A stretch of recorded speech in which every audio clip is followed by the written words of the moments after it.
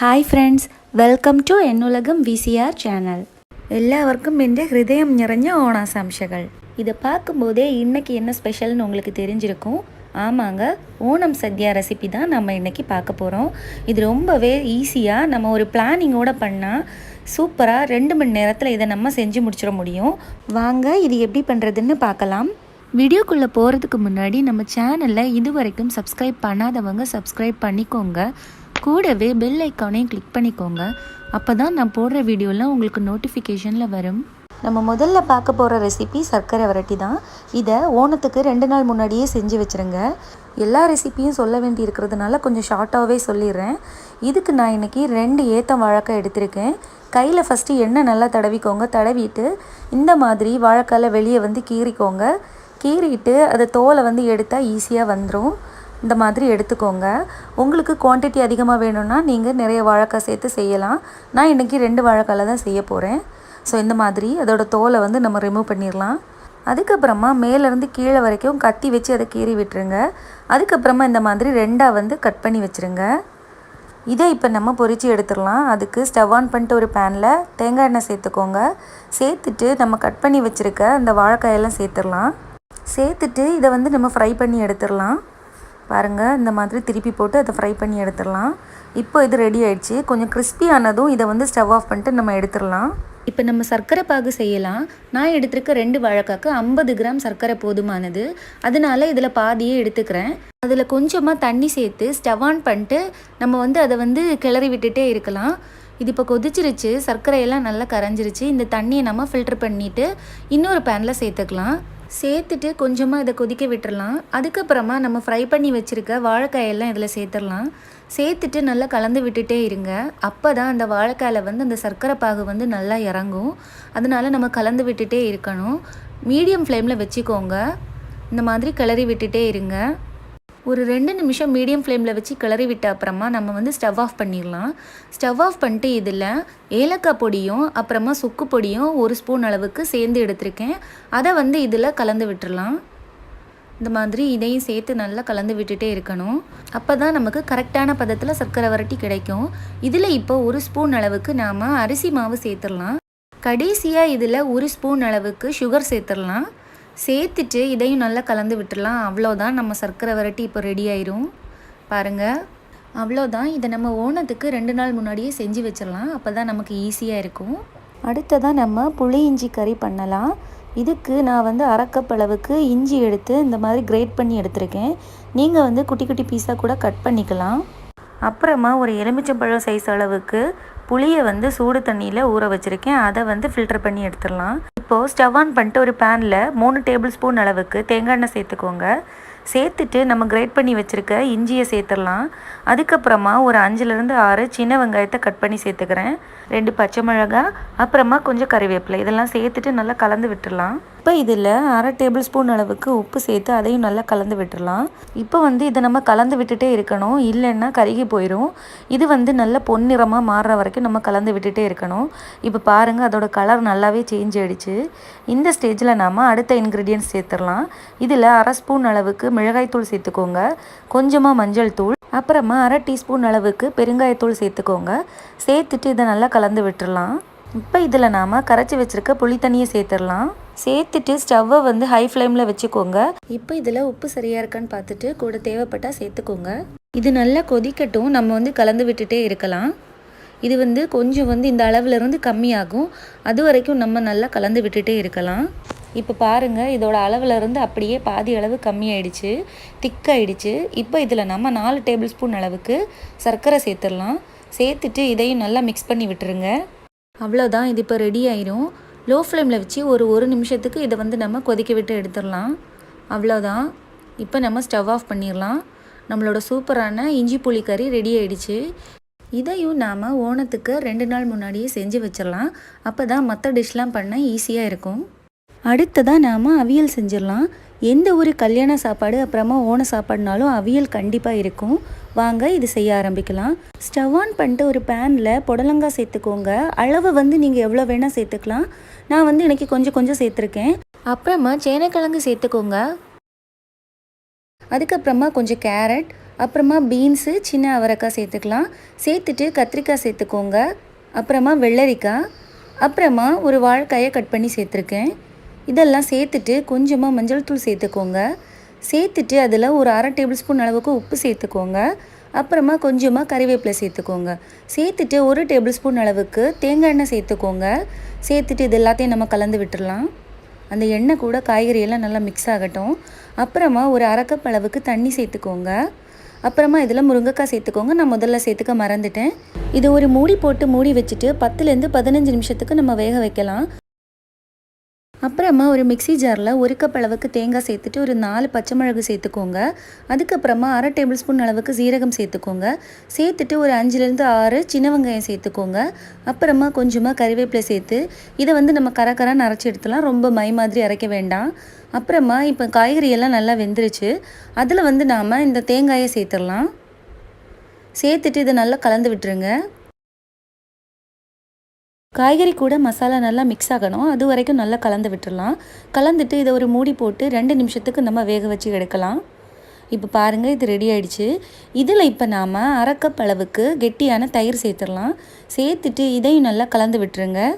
இனி இதில் உப்பு சரியாக இருக்கான்னு பார்த்துட்டு தேவைப்பட்டால் சேர்த்துக்கோங்க. அதுக்கப்புறமா ஒரு 1/2 டேபிள் ஸ்பூன் அளவுக்கு தேங்காய் எண்ணெய் சேர்த்துக்கோங்க.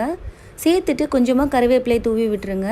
அவ்வளோதான், ஓணம் ஸ்பெஷல் அவியல் ரெடி ஆகிடுச்சு. இப்போது அடுத்ததாக நாம் வெண்டைக்காய் பொரியல் செய்யலாம். வெண்டைக்காய் பொரியல் செய்கிறதுக்கு முதல்ல ஸ்டவ் ஆன் பண்ணிட்டு ஒரு பேனில் 2 டேபிள் ஸ்பூன் அளவுக்கு தேங்காய் எண்ணெய் சேர்த்துக்கோங்க. சேர்த்துட்டு கொஞ்சமாக கடுகு சேர்த்துக்கோங்க. சேர்த்து அப்புறமா கொஞ்சமாக கறிவேப்பிலை சேர்த்துருங்க. அதுக்கப்புறமா ஒரு பெரிய வெங்காயத்தை இந்த மாதிரி கட் பண்ணி வச்சுருக்கேன், அதையும் சேர்த்துடலாம். சேர்த்துட்டு நல்லா கலந்து விட்டுருங்க. அதுக்கப்புறமா நம்ம கட் பண்ணி வச்சுருக்க வெண்டைக்காயை இதில் சேர்த்துடலாம். சேர்த்துட்டு 1/4 டீஸ்பூன் மஞ்சள் தூள், 1/2 டேபிள் ஸ்பூன் மிளகாய் தூள், தேவையான அளவு உப்பு சேர்த்துட்டு நல்லா இதை கலந்து விட்டுடலாம். இந்த மாதிரி ஒரு 2லேருந்து 3 நிமிஷத்துக்கு இதை நல்லா அப்படியே கலந்து விட்டுடலாம் நம்ம. அப்புறமா இதில் 3 டேபிள் ஸ்பூன் அளவுக்கு துருவின தேங்காய் சேர்த்துக்கோங்க. சேர்த்துட்டு இதை நல்லா அப்படியே கலந்து விட்டுருங்க. அவ்வளோதான், இப்போ நம்ம வெண்டைக்காய் பொரியலும் ரெடி ஆகிடுச்சு. இது ரொம்ப ஈஸியாக செஞ்சிடலாம், ரொம்ப டேஸ்ட்டாகவும் இருக்கும். அடுத்ததாக நாம் சம்பாரம் செஞ்சிடலாம், அதாவது மோர். இது செய்கிறதுக்கு நான் தயிர் எடுத்து நல்லா கடைஞ்சிட்டு ஒரு கப்பில் சேர்த்துட்டேன். இதில் 2 பச்சை மிளகாய், அப்புறமா 2 சின்ன வெங்காயம், தேவையான அளவு உப்பு சேர்த்து அப்புறமா கொஞ்சமாக கறிவேப்பிலை சேர்த்து இதை நல்லா நம்ம மிக்ஸ் பண்ணி விட்டுறலாம். அவ்வளோதான், இப்போ மோர் ரெடி ஆகிடுச்சு. அடுத்தது நம்ம பீன்ஸ் தோரன் பண்ணிடலாம். அதுக்கு ஒரு பேனில் 2 டேபிள் ஸ்பூன் அளவுக்கு தேங்காய் எண்ணெய் சேர்த்துக்கோங்க. சேர்த்துட்டு கொஞ்சமாக கடுகு சேர்த்துக்கோங்க. அப்புறமா கொஞ்சமாக கறிவேப்பிலை, ஒரு மீடியம் சைஸ் பெரிய வெங்காயத்தை கட் பண்ணி அதை சேர்த்துருக்கேன். அப்புறமா 1 அல்லது 2 பச்சை மிளகாய், 2 பல் பூண்டு சேர்த்துக்கோங்க. சேர்த்துட்டு இதை நல்லா கலந்து விட்டுடலாம். கலந்துட்டு நம்ம கட் பண்ணி வச்சுருக்க பீன்ஸை இதில் சேர்த்துடலாம். சேர்த்து நல்லா இதையும் கலந்து விட்டுருங்க. அதுக்கப்புறமா தேவையான அளவு உப்பு சேர்த்துக்கோங்க. சேர்த்து அப்புறமா இதை நல்லா கொஞ்சம் நேரம் வதக்கி விட்டுடலாம்.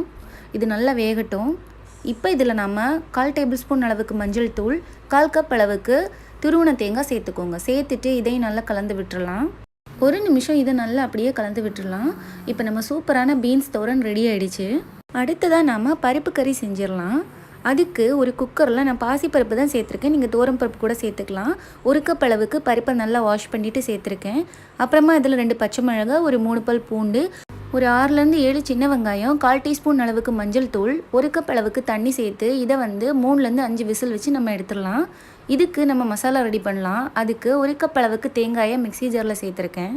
சேர்த்துட்டு 1 அல்லது 2 பச்சை மிளகாய், 2 பல் பூண்டு, அதுக்கப்புறமா 1/2 டீஸ்பூன் அளவுக்கு சீரகம், 1/4 டீஸ்பூன் அளவுக்கு மஞ்சள் தூள் சேர்த்து கொஞ்சமாக தண்ணி சேர்த்து இதை பேஸ்ட்டாக அரைச்சி எடுத்துடலாம். இப்போ பருப்பு நல்லாவே வெந்துருச்சு. இதை ஒரு ஸ்பூனால் நம்ம மசிச்சு விட்டுடலாம். அதுக்கப்புறமா நம்ம அரைச்சி வச்சுருக்க தேங்காய் பேஸ்ட்டை சேர்த்துடலாம். சேர்த்துட்டு மிக்ஸி ஜாரில் கொஞ்சமாக தண்ணி சேர்த்து அதையும் நம்ம இதில் சேர்த்துடலாம். சேர்த்துட்டு தேவையான அளவு உப்பு சேர்த்துக்கோங்க. சேர்த்துட்டு இதை கலந்து விட்டுடலாம். இது ஒரு 2லேருந்து 3 நிமிஷம் நல்லா கொதிக்கட்டும். இப்போ நம்ம இதுக்கு தாளிக்கிறதுக்கு ரெடி பண்ணிடலாம். அதுக்கு ஒரு பேனில் 2 டேபிள் ஸ்பூன் அளவுக்கு தேங்காய் எண்ணெய் சேர்த்துக்கோங்க.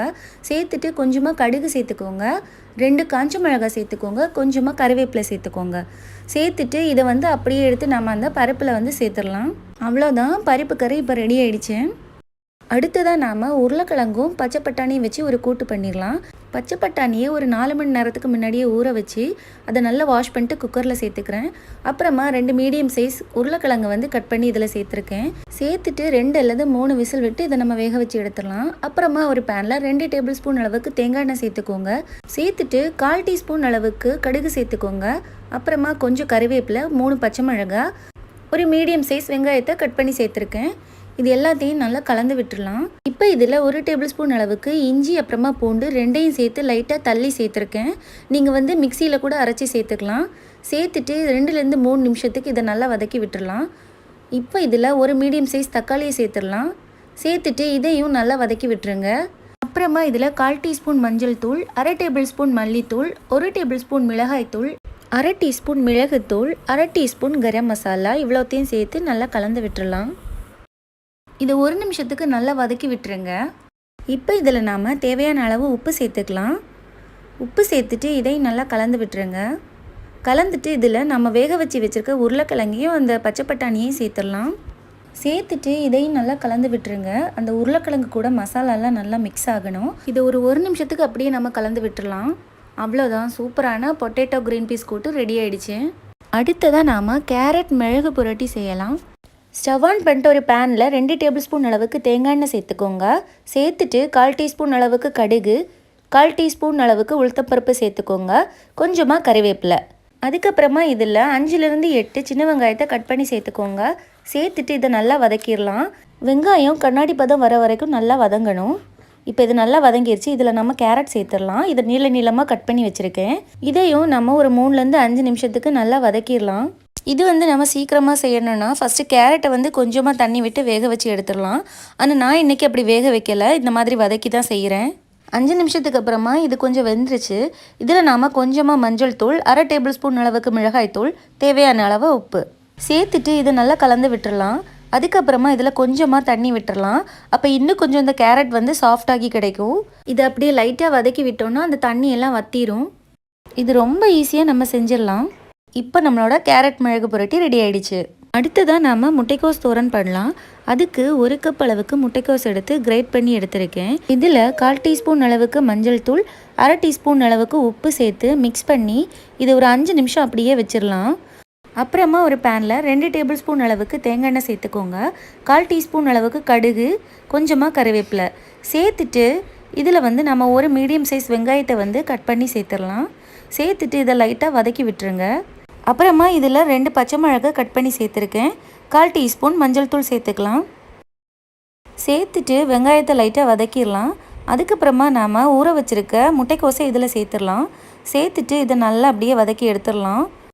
இப்போ இதில் தேவையான அளவு உப்பு சேர்த்துடலாம். உப்பு சேர்த்த அப்புறமா இதை ஒரு 5 நிமிஷத்துக்கு நல்லா வதக்கிடலாம். அப்போ தான் நல்லா வெந்து கிடைக்கும். அதுக்கப்புறமா இதில் ஒரு 1/2 கப் அளவுக்கு தேங்காய் சேர்த்துக்கிறேன். தேங்காவை துருவி எடுத்து வச்சுருக்கேன், அதை சேர்த்துக்கிறேன். அவ்வளோதான், நம்மளோட கேபேஜ் தோரன் இப்போ ரெடி ஆகிடுச்சு. அடுத்ததாக நாம் பீட்ரூட் பச்சடி செய்ய ஆரம்பிக்கலாம். இதுக்கு 2 மீடியம் சைஸ் பீட்ரூட் எடுத்திருக்கேன். குக்கரில் இதை கட் பண்ணி சேர்த்துட்டு கொஞ்சமாக தண்ணி சேர்த்துக்கிறேன். தண்ணி சேர்த்துட்டு 1/4 டீஸ்பூன் அளவுக்கு உப்பு சேர்த்துக்கிறேன். சேர்த்து இதை நம்ம வேக வச்சு எடுத்துடலாம். அப்புறமா ஒரு 1/2 கப் அளவுக்கு தேங்காவை மிக்ஸி ஜாரில் சேர்த்துக்கிறேன். சேர்த்துட்டு ஒரு சின்ன துண்டு இஞ்சி, 2 பச்சை மிளகாய், 1/2 டீஸ்பூன் அளவுக்கு ஜீரகம் சேர்த்து அதை வந்து கொஞ்சமாக தண்ணி சேர்த்து அரைச்சி எடுத்துடலாம். இப்போ பீட்ரூட் வந்து நல்லாவே வெந்துருச்சு. இது ஒரு மிக்ஸி ஜாரில் சேர்த்துட்டு நம்ம அரைச்சி எடுத்துடலாம். இப்போ நம்ம ஸ்டவ் ஆன் பண்ணிட்டு ஒரு பேனில் இதை சேர்த்துடலாம். சேர்த்துட்டு அப்படியே லைட்டாக கலந்து விட்டுருங்க. கலந்துட்டு நம்ம அரைச்சி வச்சுருக்க தேங்காய் பேஸ்ட்டை இதில் சேர்த்துடலாம். சேர்த்துட்டு இதையும் நல்லா கலந்து விட்டுடலாம். அந்த தேங்காய் வந்து பீட்ரூட் கூட நல்லா மிக்ஸ் ஆகட்டும், அது வரைக்கும் நல்லா கலந்து விட்டுடலாம். ஸ்டவ்வை வந்து மீடியம் ஃப்ளேம்லேயே வச்சுக்கோங்க. அதுக்கப்புறமா இதில் தேவையான அளவு உப்பு சேர்த்துக்கோங்க. உப்பு சேர்த்துட்டு ஒரு தடவை கலந்துட்டு இதில் 1 கப் அளவுக்கு தயிர் சேர்த்துடலாம். தயிர் சேர்த்துட்டு இதையும் நல்லா கலந்து விட்டுடலாம். கலந்துட்டு ஸ்டவ் ஆஃப் பண்ணிடுங்க. அப்புறமா இன்னொரு பேனில் 2 டேபிள் ஸ்பூன் அளவுக்கு தேங்காய் எண்ணெய் சேர்த்துக்கோங்க. 1/4 டீஸ்பூன் கடுகு, 2 காஞ்ச மிளகாய், கொஞ்சமாக கறிவேப்பிலை சேர்த்து இதை வந்து தாளித்து எடுத்துடலாம். இப்போ நம்ம தாளித்ததை இதில் சேர்த்துடலாம். சேர்த்துட்டு லைட்டாக மிக்ஸ் பண்ணி விட்டுருங்க. அவ்வளோதான், நம்ம பீட்ரூட் பச்சடி இப்போ ரெடி ஆகிடுச்சு. அடுத்ததாக நம்ம வெள்ளரிக்காய் பச்சடி செய்யலாம். அதுக்கு வெள்ளரிக்காவை ஃபஸ்ட்டு குட்டி குட்டியாக கட் பண்ணி வச்சுக்கோங்க. வச்சுட்டு ஸ்டவ் ஆன் பண்ணிட்டு ஒரு பேனில் அதை சேர்த்துக்கலாம். சேர்த்துட்டு 1/4 டீஸ்பூன் உப்பு சேர்த்துருங்க. கொஞ்சமாக தண்ணி சேர்த்துட்டு இதை லைட்டாக கலந்து விட்டுடலாம். கலந்துட்டு இதை ஒரு மூடி போட்டு மூடி வச்சுட்டு 5 நிமிஷம் இதை நல்லா வேக வச்சு எடுத்துடலாம். இப்போ இது நல்லா வெந்துருச்சு. இப்போ நம்ம தேங்காய் அரைக்கலாம். அதுக்கு அரை கப் அளவுக்கு தேங்காவை மிக்ஸி ஜாரில் சேர்த்துக்கிறேன். அப்புறமா 2 பச்சை மிளகா, கொஞ்சமாக தண்ணி விட்டு இதை ஃபஸ்ட்டு ஒரு தடவை அரைச்சிடலாம். அப்புறமா இதில் அரை கப் அளவுக்கு தயிர் சேர்த்து இதை நல்லா பேஸ்ட்டாக அரைச்சி எடுத்துடலாம். தயிர் வந்து ரொம்ப புளிப்பாகவும் சேர்த்துக்காதீங்க, அதே சமயம் ரொம்ப புளிப்பு இல்லாமலும் சேர்த்துக்காதீங்க. மீடியமாக புளிப்புள்ளதாக சேர்த்துக்கோங்க. இதை இப்போ நாம் வெள்ளரிக்காயில் சேர்த்துடலாம். சேர்த்துட்டு ஒரு 1/4 கப் அளவுக்கு தயிரை வந்து நல்லா பீட் பண்ணி இதில் சேர்த்துக்கலாம். சேர்த்துட்டு இதை நல்லா மிக்ஸ் பண்ணி விட்டுருங்க. ஸ்டவ்வை வந்து லோ ஃப்ளேம்லேயே வச்சுக்கோங்க. இப்போ தேவையான அளவு உப்பு சேர்த்துடலாம். அப்புறமா இதில் லைட்டாக ஆவி வந்ததும் நம்ம ஸ்டவ் ஆஃப் பண்ணிடலாம். இல்லைன்னா அந்த தயிர் தேங்காயெல்லாம் தனித்தனியாக பிரிஞ்சிடும். அதனால லைட்டாக ஆவி வந்ததும் நம்ம ஸ்டவ் ஆஃப் பண்ணிடலாம். பீட்ரூட்க்கும் அதே ப்ரொசீஜர் தான். தயிர் சேர்த்துட்டு உடனே வந்து ஸ்டவ் ஆஃப் பண்ணிடுங்க. இப்போ இதுக்கு நாம் இன்னொரு பேனில் தாளிக்கலாம். அதுக்கு 2 டேபிள் ஸ்பூன் அளவுக்கு தேங்காய் எண்ணெய் சேர்த்துக்கோங்க. 1/4 டீஸ்பூன் அளவுக்கு கடுகு சேர்த்துட்டு 2 காஞ்ச மிளகா, கொஞ்சமாக கருவேப்பிலை சேர்த்துடலாம். சேர்த்துட்டு இதை தாளித்த அப்புறமா இதை வந்து நம்ம வெள்ளரிக்காயில் சேர்த்துடலாம். சேர்த்துட்டு உடனே ஒரு மூடி போட்டு மூடி வச்சுருங்க. இது ஒரு 5 நிமிஷம் அப்படியே நாம் வச்சிடலாம்.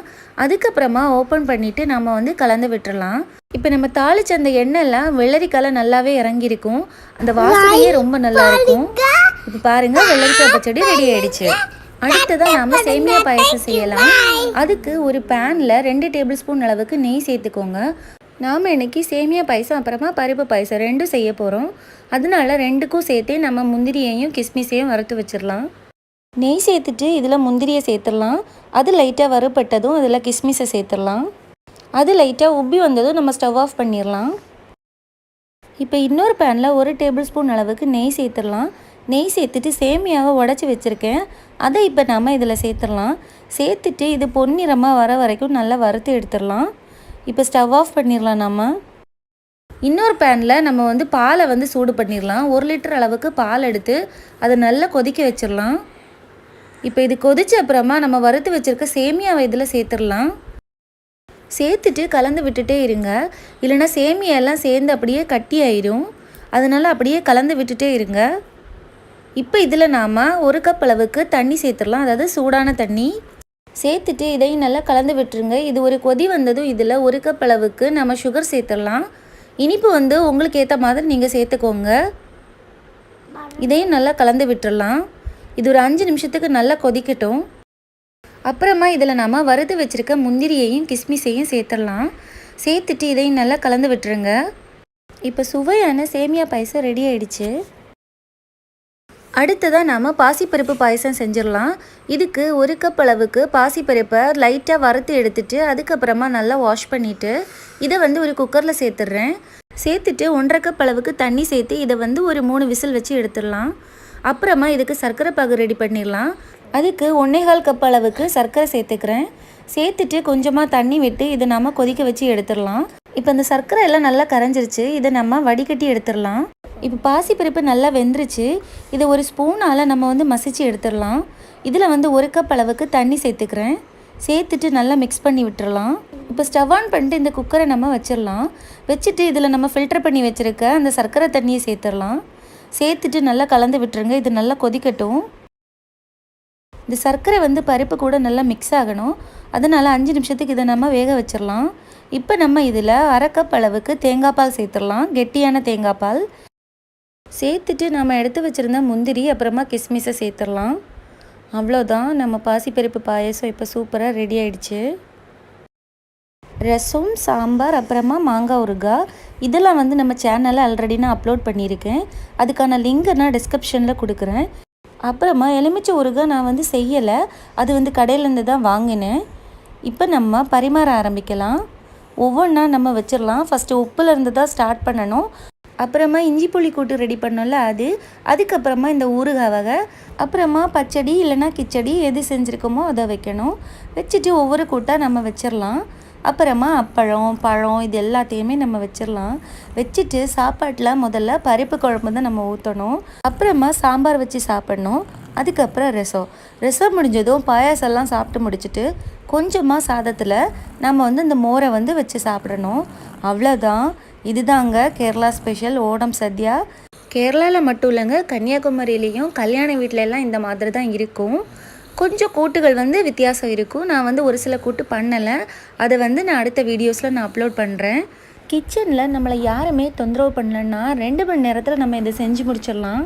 ஆனால் அதுக்கு காய்கறியெல்லாம் நம்ம முதல்லையே கட் பண்ணி வச்சிடணும். நான் எல்லாம் எடுத்து பரிமாற ஆரம்பித்ததும் என்னோடய பையன் வந்து உட்காந்துட்டான். நான் தான் சாப்பிடுவேன் அப்படின்னு. ஆனால் அவங்க பப்படத்தை மட்டும் எடுத்து சாப்பிட்டுட்டு அப்படியே கிளம்பிட்டாங்க. அப்புறம் நம்ம தான் ஊட்டி விடணும். பாயசம் சாப்பிட்றதுக்குன்னே ஒரு முறை இருக்குங்க. சாப்பாடெல்லாம் சாப்பிட்டு முடிச்சுட்டு இந்த போலியை வந்து வச்சுட்டு அது மேலே கொஞ்சமாக சேமியா பாயசத்தை ஊற்றிடணும். அதை வந்து லைட்டாக பிச்சு எடுத்து சாப்பிட்டா ஆக அட்டகாசமாக இருக்கும். அப்புறமா பருப்பு பாயசம் சாப்பிட்றதுக்கு பழத்தை வந்து இந்த மாதிரி பிச்சு போட்டுட்டு பாயசத்தை அது மேலே ஊற்றிட்டு பிசைஞ்சு சாப்பிட்டா சூப்பராக இருக்குங்க. வேறு லெவலில் இருக்கும். கிட்டத்தட்ட இது வந்து கன்னியாகுமரியில் நடக்கிற கல்யாண சாப்பாடு மாதிரி தான். முடிஞ்ச வரைக்கும் இந்த வீடியோவை வந்து நான் ரொம்ப ஷார்ட்டாக எடுத்திருக்கேன்னு நினைக்கிறேன். டைம் ரொம்ப அதிகமாக இருந்துன்னு நினச்சிங்கன்னா ரொம்ப சாரி. இந்த வீடியோ உங்களுக்கு பிடிச்சிருந்தா என்னுலகம் சேனலில் இருக்கிற பெல் பட்டனை கிளிக் பண்ணிவிட்டு